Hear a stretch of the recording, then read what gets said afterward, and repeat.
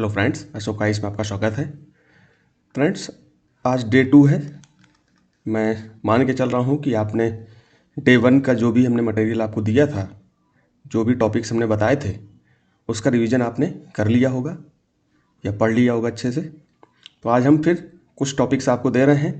अगर आप निरंतर इसको फॉलो करेंगे तो आपके लगभग प्रीलिम्स आने तक लगभग आपके 500 प्लस टॉपिक्स तैयार हो जाएंगे। ये 500 प्लस टॉपिक्स समझ रहे हो, टॉपिक्स हैं। ठीक है, इतने टॉपिक्स का मतलब है कि प्रीलिम्स आपके कब्जे में हो जाएगा। ठीक है, तो इतना आप करिए। फिर इसके बाद हम हो सकता है कि 200-300 टॉपिक्स के बाद में रिवीजन भी करें। ठीक है, और बाकी सैटरडे और संडे क्लासेस नहीं होंगी, मतलब संडे और सैटरडे आपको वर्क नहीं दिया जाएगा। उसमें सिर्फ आपको क्या किया जाएगा, केवल आपको रिवीजन करने हैं। सैटरडे पूरा रिवीजन करिए, संडे पूरा रिवीजन करिए, क्योंकि जब तक आप रिवीजन नहीं करोगे तो फिर ये मान के चलिए कि जितना आपने पढ़ा सब चला जाएगा माइंड से, कुछ भी नहीं बचेगा। तो टॉपिक्स में बताता हूँ आपको।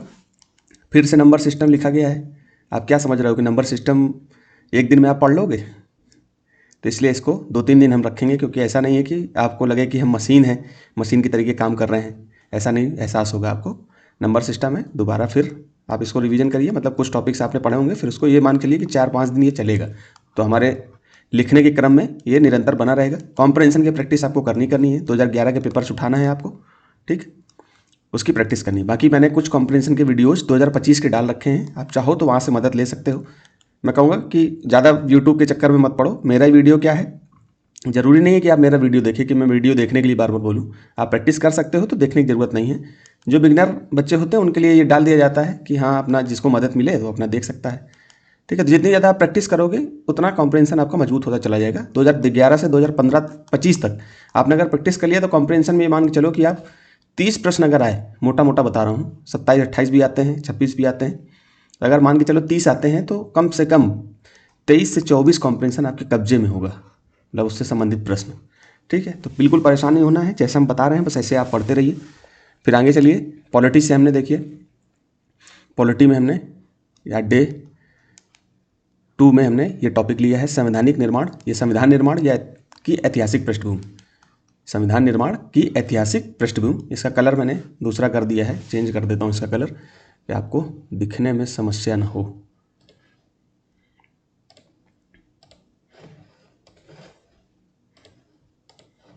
ठीक है, वाइट रहेगा तो ज़्यादा सही से समझ में आएगा आपको।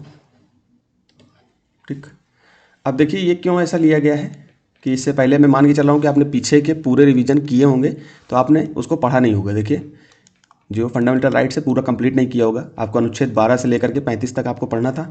ठीक, आपने इसको अच्छे से पढ़ लिया होगा, मैं मान के चल रहा हूँ, लेकिन आपका डीपीएस भी छूटा होगा और फंडामेंटल ड्यूटीज छूटा होगा। तो आप इसको भी कवर करिए धीरे से, तब इसके बाद जो है हम इसको बता रहे हैं, इसको भी कंप्लीट करते रहना। ठीक, तो आप संविधान निर्माण की ऐतिहासिक पृष्ठभूमि में जैसे इसको 2 भाग में बांटा, कंपनी का शासन और ब्रिटिश ताज का शासन।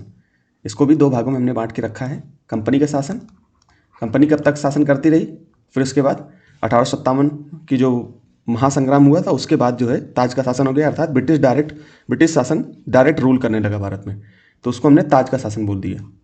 ठीक, तो इसको जो है जैसे कि रेगुलेटिंग एक्ट से आपको पढ़ना, 1773 का रेगुलेटिंग एक्ट पढ़ना है, फिर 1781 का संशोधन, क्योंकि यूपीएससी पूछता है इससे, 1784 का, 1786, 1793, 1813 का चार्टर एक्ट। अब ये 1793 से चार्टर एक्ट स्टार्ट हो गया, फिर 1813 का चार्टर एक्ट, 1833 से यूपीएससी ने पूछा है।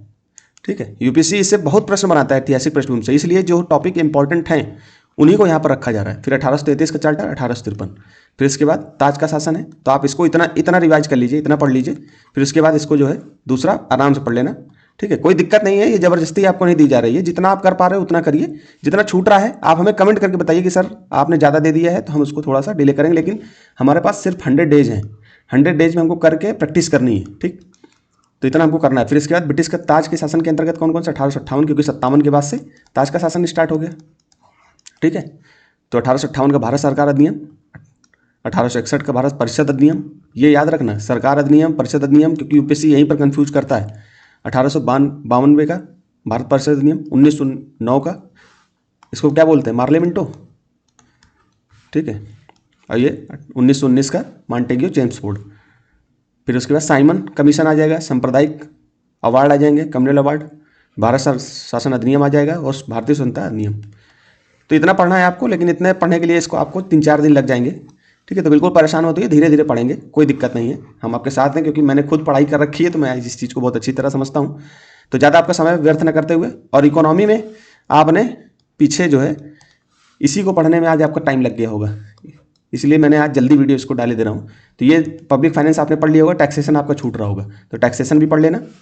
इसके बाद हम बैंकिंग दे रहे हैं, 1-2 दिन के गैप भी करेंगे, ऐसा बिल्कुल परेशान मत होइए कि हम आपको बिल्कुल मशीन बना करके आपसे काम करा रहे हैं। ठीक है, तो बैंकिंग पढ़नी है, और बैंकिंग में आपको वित्तीय प्रणाली पढ़नी है। ठीक है, आपको समझ में आएगा कि वित्तीय प्रणाली में भी हम इसको 2 भाग में पढ़ेंगे, एक मुद्रा बाजार, एक आपका जो है पूंजी बाजार।